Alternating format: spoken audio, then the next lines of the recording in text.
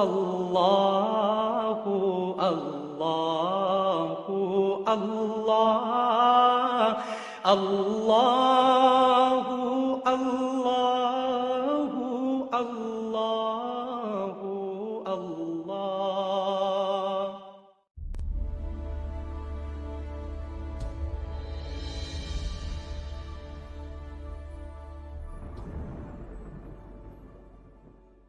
السلام علیکم ورحمۃ اللہ وبرکاتہ۔ فہم قرآن کلاس رمضان مبارک قرآن کے سائے میں گزارنے کا عزم کرنے والوں کو سبق نمبر 6 میں خوش آمدید۔ ناظرین کرام، اس سے پہلے ہم تکبیر تحریمہ، ثنا، تعوذ و تسمیہ اور سورۃ الفاتحہ مکمل کر چکے ہیں۔ مجھے امید ہے کہ آپ سب اس کی اچھی طرح پریکٹس کر رہے ہوں گے، اس کے ترجمے اور اس کے مفہوم کو اپنے ذہن میں رکھ کر نماز ادا کر رہے ہوں گے۔ ناظرین کرام، جب تک ہم روزانہ کے سبق کو اچھی طرح نہیں سمجھیں گے، اس کی پریکٹس نہیں کریں گے اور نماز میں اس پر ہم عمل نہیں کریں گے، اس وقت تک یہ سبق ہمیں زیادہ فائدہ نہیں دے گا۔ اس لیے آپ جب بھی نماز ادا کریں تو جو کچھ آپ نے پڑھا ہے وہ الفاظ اپنے ذہن میں رکھیں، اس کا مفہوم اپنے ذہن میں رکھ کر نماز ادا کریں۔ ہمارا آج کا سبق ہے مقصد نزول، یعنی قرآن کریم اللہ تعالیٰ نے کیوں نازل کیا۔ آئیے سب سے پہلے ذرا وہ آیت پڑھتے ہیں۔ سورۃ صاد کی آیت نمبر 29 ہے، جس میں اللہ تعالیٰ نے نزول قرآن کا مقصد بیان کیا۔ اعوذ باللہ من الشیطان الرجیم، بسم اللہ الرحمن الرحیم۔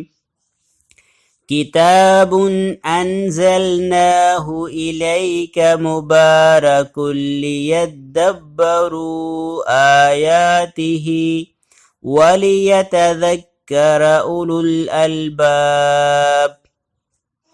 کتاب، اس کی جمع آتی ہے کتب، اور اس کا ترجمہ کتاب ہی ہے۔ اردو اور عربی دونوں میں ہم کتاب ہی استعمال کرتے ہیں۔ انزلناہ، انزلنا کا مطلب ہے ہم نے اتارا، اور ہو کل ہم نے پڑھا تھا اس کا یا اس کو۔ انزلناہ، ہم نے اس کتاب کو اتارا، الیک، الا کے معنی طرف، اور کا آپ کی طرف، مبارکن، جیسے ہم اردو میں استعمال کرتے ہیں عید مبارک، یہ عید آپ کے لیے برکت والی ہو، تو مبارکن کے معنی ہے برکت والی۔ کتاب انزلناہ الیک مبارکن، کیا مطلب؟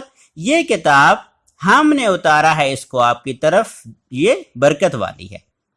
لیدبروا آیاتہ، لام کے معنی ہوتے ہیں تاکہ، اور یدبروا کا معنی ہے وہ غور کریں، تدبر کریں، غور و فکر کریں۔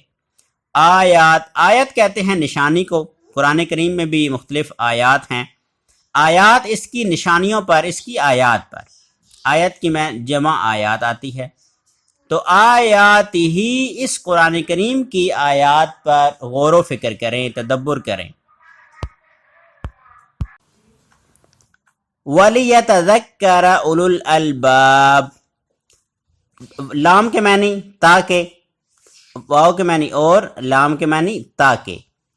یتذکر، اور نصیحت پکڑیں، لیتدبروا، وہاں پر بھی لام آیا، اور لیتذکر میں بھی لام آیا، اس کا معنی ہے تاکہ۔ اولو، اولو کا مطلب ہوتا ہے اولی یا اولو کا مطلب والے، الباب، لب کا معنی ہے عقل، اور لب کی جمع الباب، یعنی عقل والے جو ہیں وہ کیا کریں؟ نصیحت حاصل کریں۔ لیدبروا آیاتہ، قرآن کریم اللہ نے کیوں نازل کیا؟ تاکہ اس کی آیات پر غور و فکر کیا جائے۔ وَلِيَتَذَكَّرَ أُولُو الْأَلْبَابِ، اور عقل والے اس سے نصیحت پکڑیں۔ ناظرین، تدبر کسے کہتے ہیں؟ تدبر کے معنی ہے غور کرنا۔ کیا آپ نے کبھی سوچا کہ اخبار پڑھنے کے لیے کسی تدبر کی ضرورت ہوتی ہے؟ نہیں، اخبار پڑھنے کے لیے کسی تدبر کی ضرورت نہیں، جسٹ ہم اس کو ریڈ کر لیتے ہیں، پڑھ لیتے ہیں۔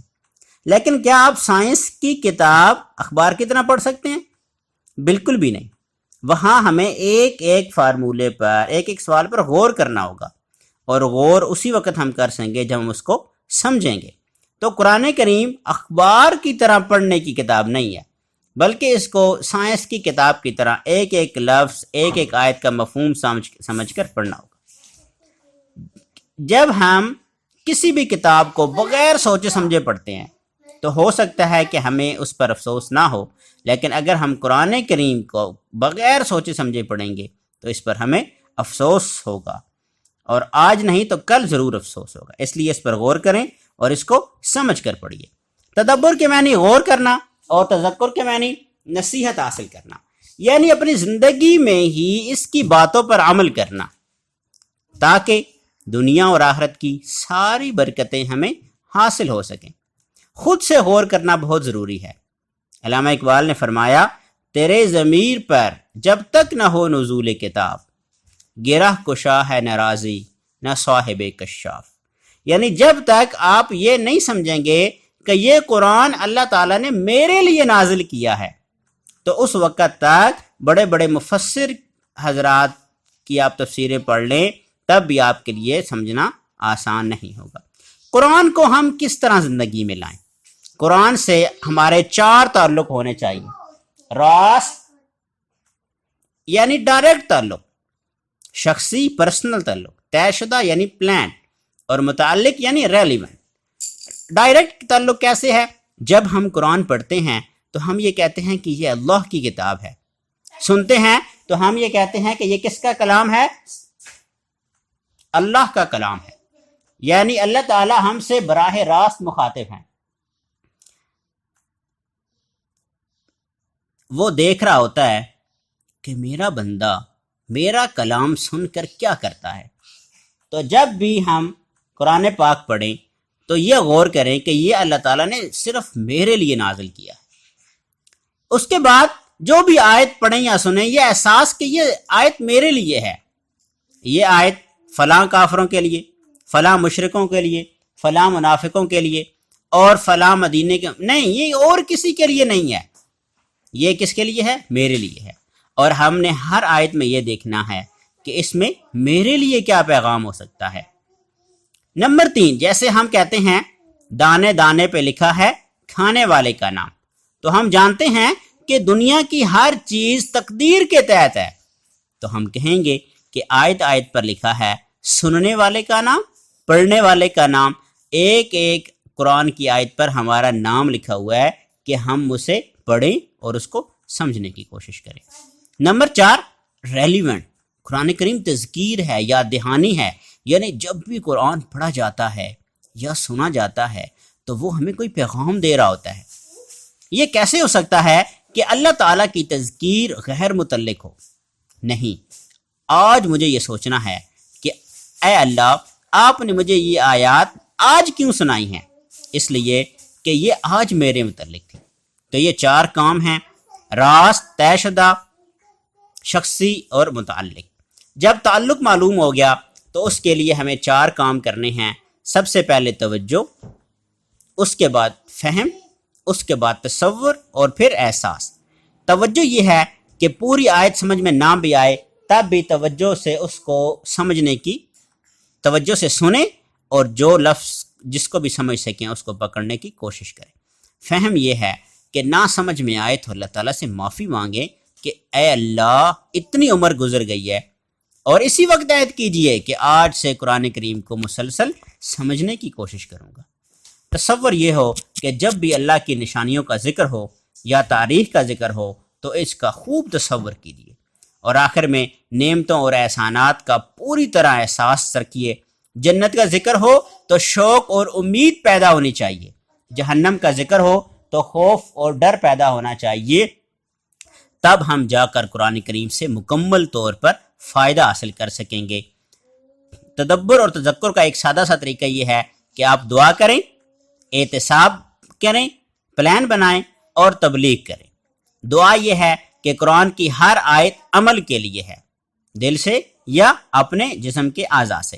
ہر عمل کی ابتدا دعا سے کریں، جیسے تذکر اور تدبر کی توفیق۔ اسی طرح صرف دعا کافی نہیں ہے، یعنی آپ کا بیٹا 10ویں جماعت میں پڑھتا ہے تو آپ صرف اس کے لیے دعا نہیں کریں گے یا اسے نہیں کہیں گے کہ تم صرف دعائیں کرتے رہو، بلکہ وہ جب تک کتاب نہیں کھولے گا، پڑھے گا نہیں، سمجھے گا نہیں، اس وقت تک وہ پاس نہیں ہو سکے گا۔ تو ہم نے احتساب کرنا ہے گزرے ہوئے دنوں اور ہفتوں کا، اور اگلے دن یا اگلے ہفتے کے لیے ہم نے پلان بنانا ہے، اور اگر ہم پلان بنانے میں ناکام ہیں تو سمجھ لیں کہ ہم ناکامی کا پلان بنا رہے ہیں۔ ہم نے اگلی پوری زندگی کا پلان بنانا ہے کہ ہم قرآن کو کیسے تھوڑا تھوڑا کر کے سیکھیں گے، اور اس کے لیے چیک اینڈ بیلنس رکھنا بھی بہت ضروری ہے۔ پلان اجتماعی معاملات ہوں یا فقہی معاملات، کوئی بھی آئیڈیا آئے تو علماء کرام سے اس کو چیک کرا لیجئے، اور اصل کام ہم جیسے آدمی کے لیے کیا ہے؟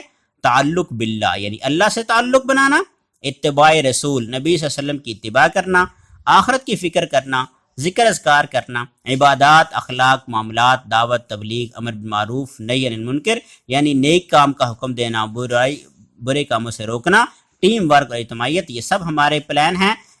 اس لیے کہ نبی صلی اللہ علیہ وسلم نے فرمایا بلغوا انی ولو آیہ، میری طرف سے تمہیں ایک آیت بھی پہنچے تو اس کو آگے پہنچاؤ۔